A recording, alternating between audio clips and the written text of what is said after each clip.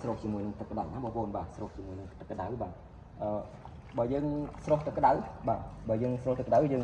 យើងទាញមើលណាបងប្អូនបាទយើងទាញមើលថាវាបកចេញអត់បើវាចេញគឺម៉ាស៊ីនយើងគឺចេញដូចគ្នាណាបាទគឺចេញដូចគ្នាបាទហើយពេលដែលយើងស្រោបទឹកក្តៅហើយយើងត្រូវដាក់ទឹកត្រជាក់វិញទៅបាទយើងដាក់ទឹកត្រជាក់វិញទៅណាដើម្បីវាបកបានស្អាតបាទដាក់បកទៅវាបានស្អាតល្អណាបងប្អូនបាទអញ្ចឹងយើងស្រោបវាតែមួយផ្លែតទេណាបាទហ្នឹងហើយបងប្អូនហើយរៀងក្តៅតិចណាបងប្អូនបាទយើងស្រោបវាមួយផ្លែតដោយសារតែនេះខ្ញុំអត់មានប្រើប្រាស់ជាមួយនឹងឆ្នាំងធំណាបងប្អូនបាទសម្រាប់បងប្អូនគាត់យកទៅគឺគាត់ប្រើជាមួយនឹងឆ្នាំងធំបាទគឺវាអត់សូវក្តៅទេបាទអញ្ចឹងប៉ុណ្ណឹងវាអាចនឹងបកចេញឲ្យបងប្អូនបាទដាក់ទឹកក្តៅវិញមកបាទហើយនេះបើយើងបកជូនភ្ញៀវគឺយើងដាក់បានច្រើនណាបងប្អូនបាទដោយសារតែមាន់យើងមានច្រើនបាទដោយសារនេះគឺខ្ញុំថាខ្ញុំទិញមាន់មកពីផ្សារគឺយើងទិញតែ3ទេបងប្អូនបាទ3 4 5អីបាទឧទាហរណ៍បើយើងបោចវាចេញអញ្ចឹងគឺវាចេញហើយណាបងប្អូនបាទគឺចេញហើយវាអត់ប្របាក់ក្នុងការបោចទេមិនសិនយើងបាទយើងទាញតែដៃទៅបើទាញដៃចេញគឺចេញហើយបងប្អូន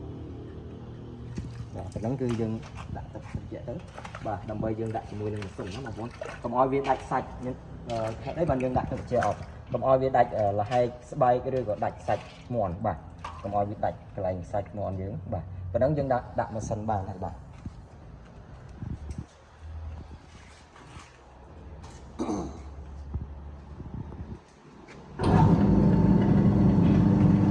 សិនយើងដំណើរការ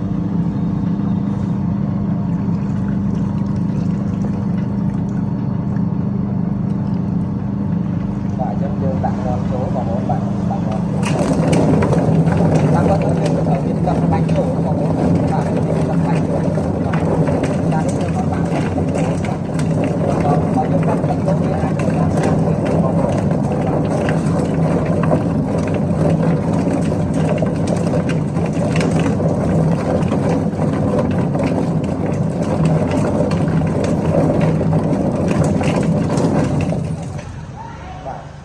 បាន 90% បងប្អូនបាទបាន 90% ក្នុងថាចេញគឺវាអត់មានលហែកទេកាលណាដែលយើងទុកយូរពេក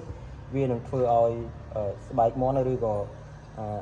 ខ្លាញ់ដែលលឿងនេះគឺវាចេញអស់ណាបងប្អូនបាទវាចេញអស់អញ្ចឹងវាអត់ល្អទេមាន់ដែលយើងបោចទៅវាចេញបើយកល្អយើងយកប៉ុណ្ណឹងគឺល្អបាទ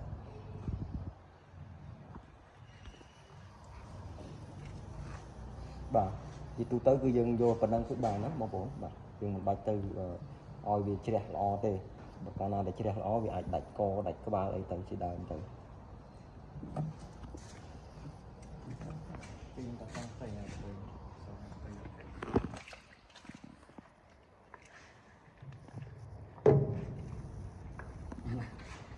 ตีนเขาเฉยๆตีนอะไรกับเฉย